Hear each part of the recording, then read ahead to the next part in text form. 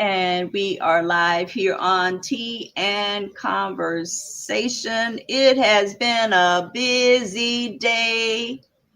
Welcome in everyone to our community Tea and Conversation.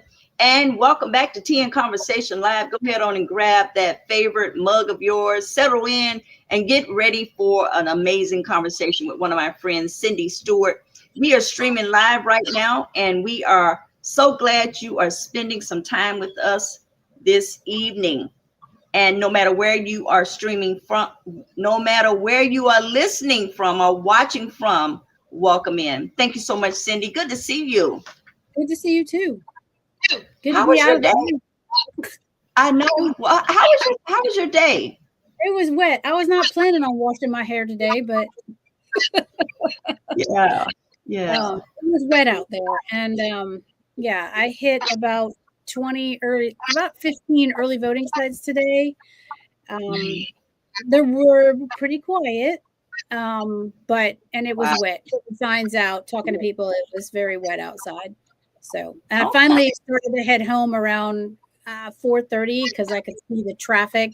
I was down in Apollo Beach and Bloomingdale area, and the traffic was starting to get bad. So I wanted to get home for this. So okay. Guys, if you are just tuning in, we just getting started. I have on with me Cindy Stewart. She is one of the candidates that's running for County Commission District 7 here in the city of Tampa in our county. And Cindy, tell us a little bit about you before we get into our questions. Sure. So I am raised in Tampa, went to high school here, did part of my college experience here and moved down to Miami to finish.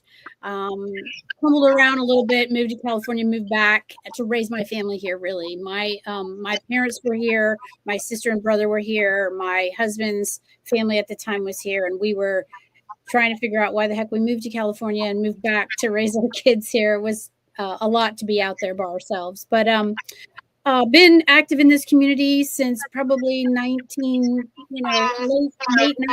early 2000s when my kids started school. And after about 5 years of watching what the school district was doing, I, either blessing or mistake, made a comment to someone about I could do that job, and they said, yeah, you could. And so I ran for office in 2012 the first time, and served the Hillsborough County School Board for 8 years, put some really, really great programs in place. And then in 2020, I ran for the clerk of the courts seat. Pat Frank was retiring and asked me to step in and lean in, and I did after Les Miller bowed out for health reasons. I served there for 4 years, and unfortunately, things didn't go our way in 24. And so I have been consulting on the side and working with nonprofits and some small schools to try and just build their awareness and help people navigate red tape in government. And I've been watching this race for a while and watching what's happening at the county, and decided to jump in. And I know it was late, but in my book, it's not late unless you miss the deadline. So yeah, that's right. So I contemplated it for a long time and didn't really want to do it. Wasn't sure how the voters were going to respond to this election cycle, being that it's midterms, and how much change do they really want or not want in our community, and are they happy with what they're seeing or not? So I spent a couple of weeks doing some exploratory work myself and asking a lot of questions and talking to my family and friends, and decided to throw my name in here and see what happens. Well, that led me right into your why. And I think you gave us a lot of that why in there. And you did mention you went to high school. What high school did you go to in Tampa? I went to Lato. Okay. All right. Everyone thinks I went to Chamberlain because I did so much work there with them and on the school board, but no, I went to Lato.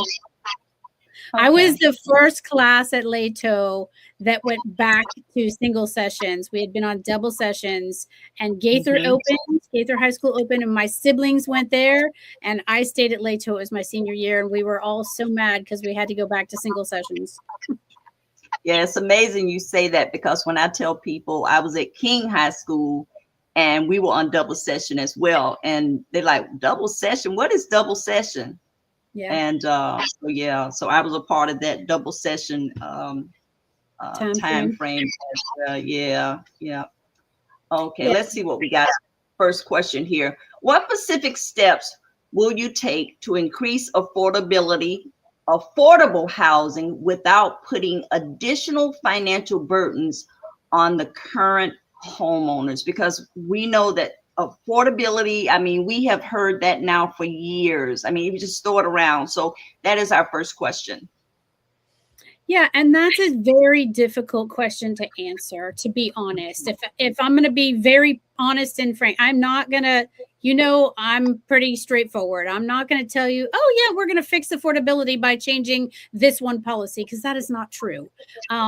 Honestly, affordability, and it's more attainability that people are struggling with, and what's attainable and what's not attainable, and what I can afford and what you can afford might be two very different things. Tampa has changed. Hillsborough County has changed drastically. I think that, back when COVID hit and the fact that we stayed open, we invited all these people into specifically Hillsborough County. I mean, let's face it, it's one of the best communities to live in the state. We can get to the beach, we can get to Orlando pretty easy. We still have the idea of, housing and different types of housing here. I don't know what it takes to fix the problem. The market is the problem. The market has changed. And we saw that during COVID. I mean, who would have thought that the market would have blown through the roof the way that it did during COVID? I mean, people were locked in their houses, and all of a sudden the real estate market is booming. It was the strangest thing ever. But I think a lot of that was driven by outside people coming to Florida, bringing their high incomes and their sale of their houses in other states, California, New York, and coming down here, working out of their living rooms and their kitchens. And we have not dialed that back, and it's tough out there. The county commission cannot control the market. What they can do is make sure that we're building in the inner core, that we are, like, for example, places like Nebraska Avenue, where there's so much blight and there's so much empty and there's so much rundown buildings. The county can ask or give incentives, in my opinion, to builders who want to build in those spaces. I have been saying to people, transportation and housing go hand in hand. Depending Yeah. on where you live, dictates how long it's going to take you to get back and forth to work, and it dictates our traffic patterns. So if I have to live, south of Tampa in Riverview or Apollo Beach because it's less expensive, and then I have to drive into downtown to the core of the city, I've just added to all the traffic, where you could be building housing that is more affordable, filling in these gaps that are there. Florida Avenue, Nebraska Avenue, Florida, Nebraska, instead of taking these big swaths of land and building cookie cutter, houses that every house looks the same. And we need to incentivize that. I don't know that there's anything that the commission can do to change the market. I think they Mhm. could put some bigger restrictions on developers around making sure that they are producing the affordable housing that they say they're producing. When you have a developer that builds a high rise, for example, and it's condos or apartments, and the penthouse costs more than $1.5 million, and 5 floors below it all cost $500,000. What's left in the bottom 3 floors that's supposed to be affordable is a $300,000 condo. Yeah. And to the $1.5 million penthouse owner, that's affordable. But to many Yes. people in this state, in this county, it's not affordable. There's, Right. there's other things affecting this market that I don't think anybody is talking about. Our unemployment rate in Hillsborough County, just released this week, is higher than the Mm. national average. Wow. And that's a problem. Like the county and the cities have got to start talking about, are we bringing jobs here? What does that look like? So it's, you can't afford a house because you can't get a job to pay enough to afford a house. And where are the jobs? You know, our unemployment rate in the PAFR that was released this week by the county is higher than the national average. So we have a lot of work to do in that space. And there's not any magic bullet that is going to be, you know, ping all of a sudden. And look, these developers are all about making money. Then, you know, you can't blame them. And if our land use codes and our rules are in a space that we're allowing them to build where they're building and people don't want that, we need to change some of that. Yeah, absolutely. And we have a comment on the floor from one of our regular listeners and participants at Tea and Conversation. Wanda Monday says, it's so hard to believe seniors 60 and above are paying $1,000 a month when they are only getting Social Security, which is a great point. Yeah, no, everyday people are being priced out of their homes because of property insurance first, I would argue, and then property taxes. And then add on all the other things that are pricing them out. The cost of electricity, the cost of food, the cost of medication. Literally, I will tell you personally, I had the highest electric bill in my lifetime in my house. And I'm in a 19, now granted, it's a 1,200 square foot bungalow in Seminole Heights, $400. I have never had an electric bill that high. And it's just me. I don't have a roommate. It's just Cindy Stewart. But it's been that hot. There's climate change happening and electric has gone up. I mean, we all knew that TICO rates were going up. I don't think I ever expected them to go that high. But it's happening. People are being priced out of their homes. Teachers are being priced out of their homes. The everyday worker can't even rent. It's difficult time. Absolutely. With that being said, Cindy, what are some of the concerns? Because I know you out and about and you are in so many areas in the district, in the city, in the county. What are some of the concerns that you are hearing most people are talking about in the district? Well, a lot of what we were just talking about, people are talking about transportation and the traffic and the lack of, you know, some sort of either changes at heart that allow them to have better bus service. They're talking about where is rail, you know, where is some sort of mass rail. That I think that ship is out to sea still because it's so expensive. And I don't think that until we get a different governor, I don't think we're going to get that money reappropriated that left this community 3 years ago. Unfortunately, we lost a lot of money from FDOT on that. But people are complaining about transportation, the cost of groceries, you know, inflation, cost of housing, property taxes, property insurance is a big one. And I think people are still they're still recovering from those hurricanes that we had. And I think they're still scratching their head, like, why is it taken FEMA and others? I know the county just rolled out their reimbursement plan for if you haven't repaired your home, which I don't know where you are. If you haven't repaired your home, where are you living? There's now a program that's out there. There's quite a bit of money that came down that they now have. People can apply for, but again, it's one of those federal programs. Applying for it is challenging.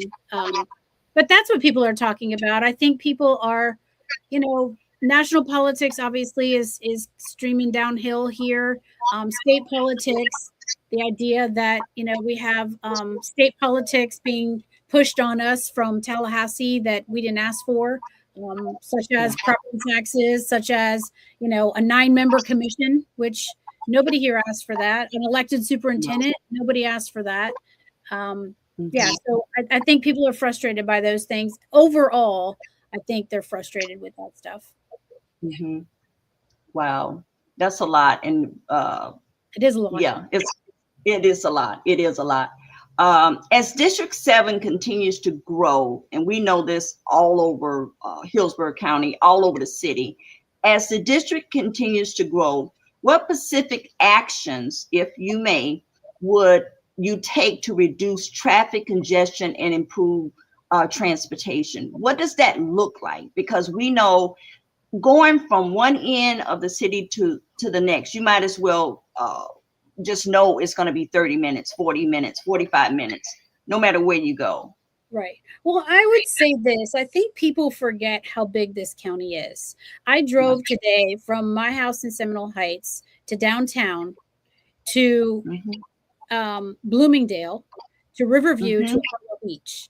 And that's a haul. I mean, with no traffic. I mean, I literally, until I started to come back towards inner core, towards Tampa, did I start to hit like rush hour. Rush hour now is 4 o'clock, not 5 o'clock.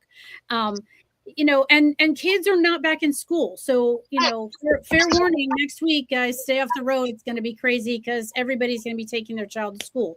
I think we have to stop thinking that we can get from here to Apollo Beach in 20 minutes. That doesn't happen. It's a long way. And we're a very large community.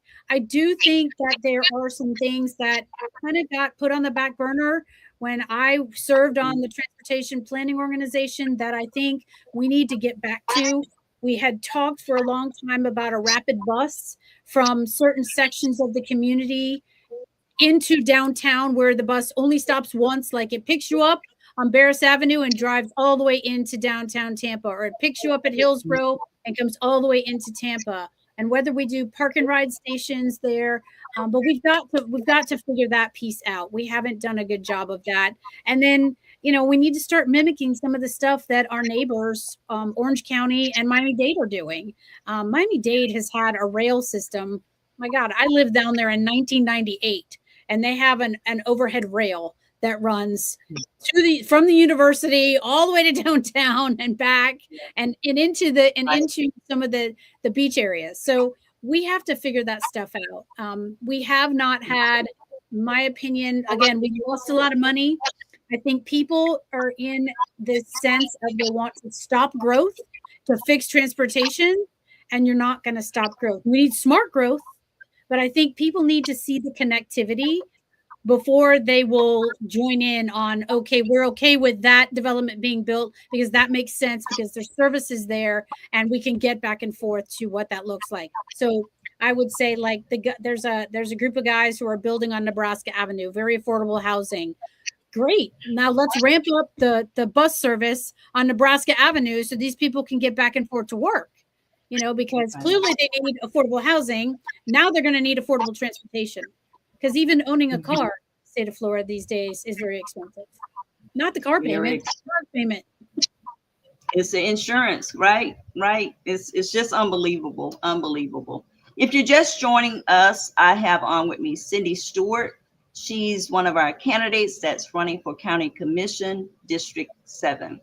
And our next question is, have you ever been responsible, and I know you have, but I still needed to ask this question. Have you ever been responsible for managing a budget?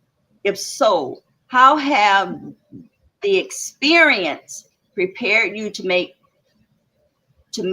budget decisions in Hillsborough County? Because we know how huge the budget is in Hillsborough County. Yeah, and I would say, yes, I have. The budget's intimidating because it's $12 billion now. That's the initial budget they passed the other day. And again, that's a budget. That doesn't mean they have $12 billion sitting in a pot somewhere. That's a budget for what they need to spend to make the county operate the way that it has been. Clearly, I sat on the school district when our budget was about $3.3 billion, upwards of $4 now. And we made some really hard decisions when I was there. We were managing the Gates grant, which ended up being a total disaster in that we never raised the money to match the grant. So a lot of things had to happen there. We got into some situations where we didn't have enough money to make air conditioners work. We had the oldest bus fleet in the state at one point, and had to go after, millage. Well, they have millage now, but we went after a half-penny sales tax to pay for air conditioning and technology. So I certainly understand the budget and what, the ins and outs of what's happens. On the county side, my role as the clerk gave me a really good lens for how the county works and what their budget looks like. Now, the clerk's office has their own budget of about $63 million that they operate under for both courts and the clerk side of the house. Part of that money comes from the county. But my role as the clerk and comptroller, we oversaw the budget and the investment portfolio for the county, as well as we were responsible for the payout, the accepting of dollars and the payment of dollars every day for probably 2,000 receipts a day for people who have contracts with the county, including 6,000 employees payroll that we were responsible for. The county would send down, here's their hours, here's Candy Lowe's hours for the week, here's her pay rate, and we would calculate payroll and make sure your payroll got to you. That was our role. Same thing on the audit. The audit was our responsibility to make sure that it got done for all the constitutionals. So I've seen all of the budgets. I know what all of them are. I know how much money they spend. I know what they give back every year. That's unspent funds. I think it's a different lens than most people have of what the county budget is and how it works. There's nothing I think that the county does without Bonnie doesn't put things in front of commissioners without having a lot of energy behind them. And she is a financial person herself, and she has some very, very strong financial people that I work with behind her on her team that I think make really sound decisions. There's obviously policy that can always be adjusted and changed for the times. I think we saw that with the board changing the nonprofit policy and kind of putting guardrails around what it looks like if you're a nonprofit. I think it's gone too far, in my opinion. But I do think that there were policy changes that needed to happen there in order to hold nonprofits accountable. You can't just hand over money to any nonprofit and not expect that they're going to show receipts and show, what they've accomplished with those dollars. So yes, I have a lot of budget experience. Okay. Let me ask, any endorsements you would like to share? Yeah, I'm endorsed by the Tampa Bay Times. I have some others, private endorsements that, Tom Scott and Les Miller and, some other people, that are standing behind me. And a lot of people are not putting their names on races. I would say this about endorsements. The Times endorsement is nice. I'm not a big endorsement person. I have won races without a single endorsement.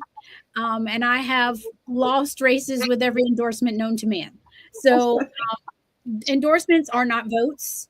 And really, people need to recognize that, endorsements, as nice as they are to have and to have those people and their names on whatever that you have, they don't win elections. When I ran my first race in 2012, the only endorsement I got was the Tampa Bay Times and the Tribune back to back the week of the election. So a lot of people had already voted early or vote by mail. So I don't know how much they played a role in that.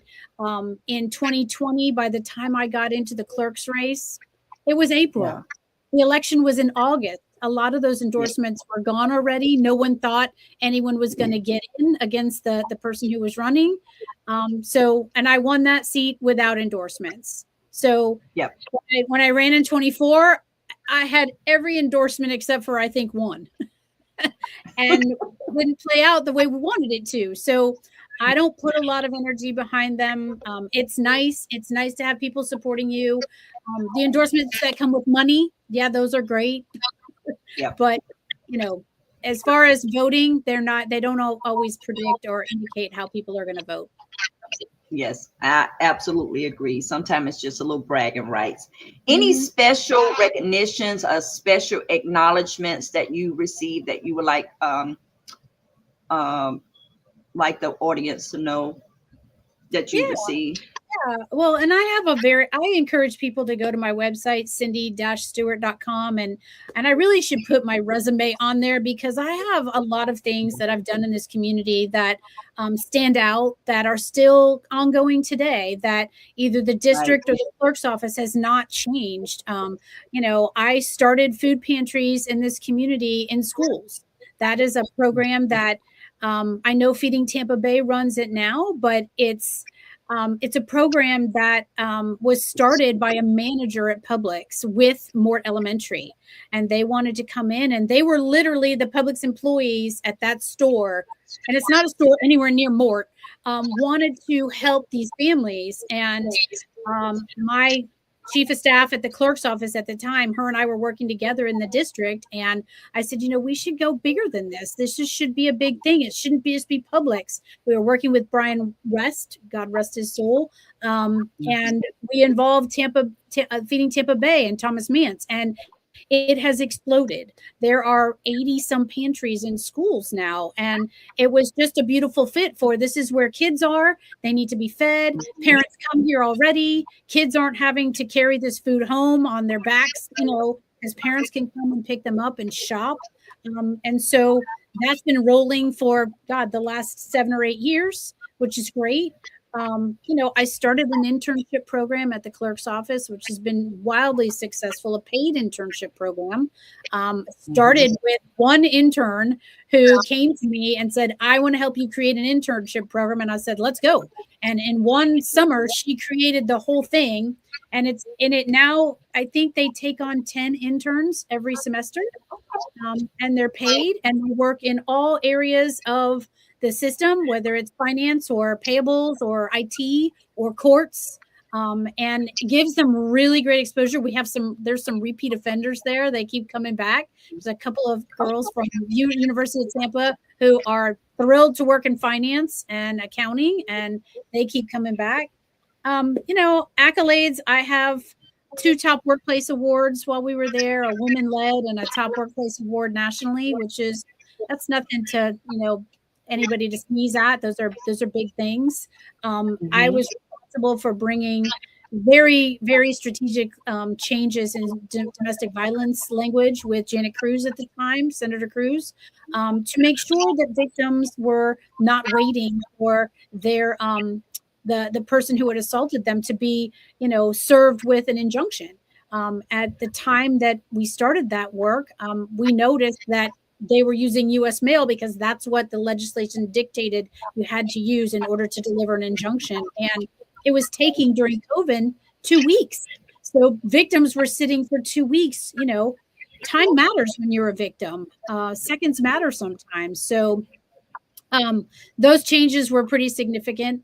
We managed to give quite a bit of money to 2 different charities that it was just an accounting switch that we made. There's statute that says that jurors, when they come in to serve, can donate their money, that their stipend for the day, to one of 2 different charities. So we added that to our juror list, and oh my gosh, the Spring of Tampa Bay in the first year got $15,000 they weren't expecting. Wow. It was a really simple little thing for us to do. And really easy. And then we switched over to Voices for Children the following year. So, those are just a couple of things. I have spent my last 12 years working in government and understanding the red tape and understanding, how things work and getting the right people in the room. I convene people, and my motto has always been, we get to yes, as long as it's legal. We can find a way to yes. We can find a way to make things happen. One of the last projects I did before I bowed out of the clerk's office was digital fingerprinting that the sheriff's office already does. And I said, why are you doing it? And the clerk's office isn't. I mean, these are fingerprints that go to the federal prison. They go to the federal system. He said, I don't know. And I said, well, you buy the machines and I'll get them installed and deal with the back end on the vendor with all the software. And so now all the criminal courtrooms have digital fingerprints, which are, way more accurate than what we were doing when we were rolling with black ink. So one of those last projects that we did. We had massive IT changes in the 4 years that I was at the clerk's office, and that's my background, so I'm not afraid of it. But big changes. Taking on a whole new case management system that hadn't been upgraded in 10 years was a big lift, and taking on a new financial system that the county was about a year and a half into when I got into office, and we went live before I left. Working great now, but it was a beast to manage all that change in an environment that is government based. Right at the beginning, I'm sure. I have a couple of fun questions for you. Okay. And who's your favorite NFL team? Oh, I go back and forth between the Bucs and the Raiders. Bucks and the Raiders, guys. And your favorite restaurant in the city of Tampa? Oh, my favorite restaurant right now is the one that's closest to my house because I can walk there, and it's the Front Porch on Florida Avenue. Yeah, Front Porch. Yeah. Favorite movie? My favorite movie is Something's Gotta Give with Jack Nicholson. Jack Nicholson. Good one. One. And last one, if there's any state in the United States that you can just pack up and go visit for a month, what state would that be? Oh, you're going to make me pick. It would either be Georgia or New York because that's where my girls are. Yeah, and Georgia, New York. I go to New York frequently to see my oldest, and I go to Georgia to see my middle. Okay. But yeah, one of those two. Okay. You heard it first right here. How about 2 weeks in each? That sounds great. That sounds great. Is there anything else you would like to add to the conversation this evening, Sydney? No, I think that people just need to really do their homework in these races. I think they need to understand that, people tell you a lot of things. They make a lot of promises that they can't keep once they get into office. And so I'm not that girl. I'm not going to make a bunch of promises about affordability or about land use or about, when you're on the campaign trail and you don't have access to those things at the county level. It's really hard to say, oh, I'm going to fix that when I get there. When you really are not educated enough to understand what's actually happening. There's a lot of things that go on behind the scenes with county staff and with policy and with contracts that I don't think people understand. And I think there's a lot of people making a lot of promises out there in the community that they're not going to be able to uphold. I don't do that. I'm honest. I pick up the phone when you call. And if you have a problem navigating red tape, I will help you. Even to this day, I have people call me about school district issues, about the clerk's office. And I say, well, what have you tried to do? And they tell me, and I say, okay, you're talking to the wrong person. Let me get you the right person. And I hand them off. But I don't one of those persons. Yeah, I don't ignore people. My phone number hasn't changed in 30 years. And I pick up the phone when people call, and I might not be able to help you. I might be able to just have to say, sorry, that's the way the policy goes. That's the way things go. But I'm not going to ignore you, and I'm not going to act like it didn't happen. And there are things that happen. Some bad things happen. I heard some stories the other day about school, and I'm like, that's horrible. Who are you talking to? You should be talking to X, Y, and Z. And if you're not, let me connect you. But I love this community. I've lived here a very long time. I want to see us have smart, thoughtful people that are representing us, that take the time to understand the whole picture, not just these little snippets of what's happening. We got a lot coming our way. We have a lot coming our way between data centers and the possibility of that, and the possibility of tax changes, and the possibility of changing from 7 to 9 commissioners in single districts, which nobody's talking about.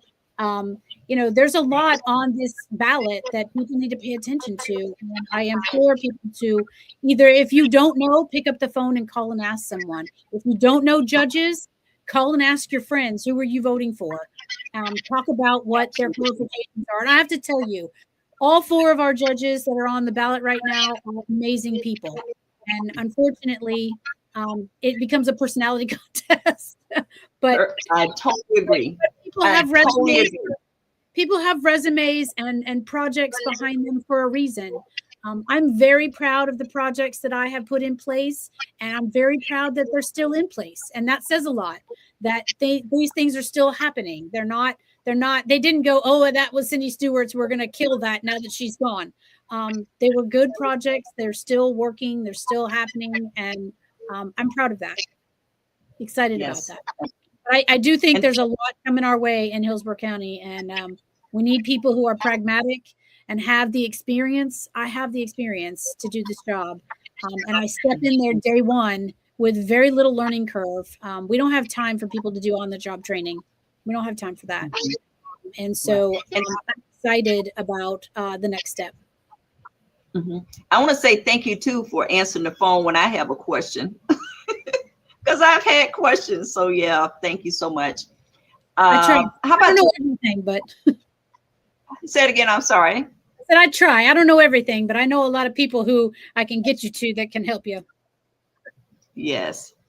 Yes. And yes. If you want to give a number out or website once more, Cindy. Cindy is running for County Commission District 7. And she's going to give you her website and phone number. Sure. My website is cindy-stewart.com, and my personal cell phone is 813-505-9590. Happy to come and visit, chat with people, speak in front of groups, whatever you need me to do for you to understand what it is that I'm up against and what we're looking for. We do have a primary here, so it's very important that people vote in the primary. I know a lot of people. It's amazing to me that people don't understand we're a closed primary state to this day, and that if you're a registered independent, you do not get to vote in August, only for school board and judges, and all these other races, you don't get a vote. It's amazing to me that people don't know that. And people will say, but you're not on my ballot. And I'm like, well, either you're an independent or you're not my party. So it's only one reason for that.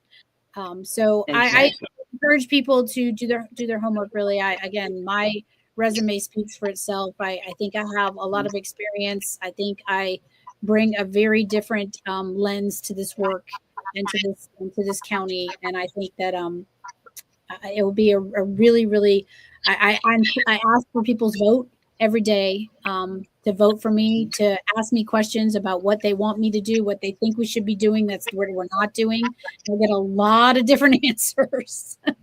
Right. A lot of different answers. Mm-hmm. Absolutely. All right, guys, that is going to do it. Wanda Monday says she'll see you on the front porch one day. Yes, Wanda Monday. Wanda Monday love great restaurants in the city. They have changed up their menu a lot lately, so come on over.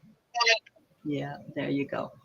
All right, guys. Thank you so much, everyone, for tuning in this evening. Tea and Conversation Live. We have on with us Cindy Stewart. She's a candidate running for County Commission. Make sure you check her out. Check out her website and all of the information out there, and consider her if you are going out to vote. And if she is a part of your party, now if you're independent, you can't vote for her, but if you are a Democrat, you definitely can vote for Cindy Stewart. And that's going to do it for us at Tea and Conversation Live. One conversation, one community, making a difference together. I'll see everyone next time. Thank you, Candy. You're welcome. Bye-bye.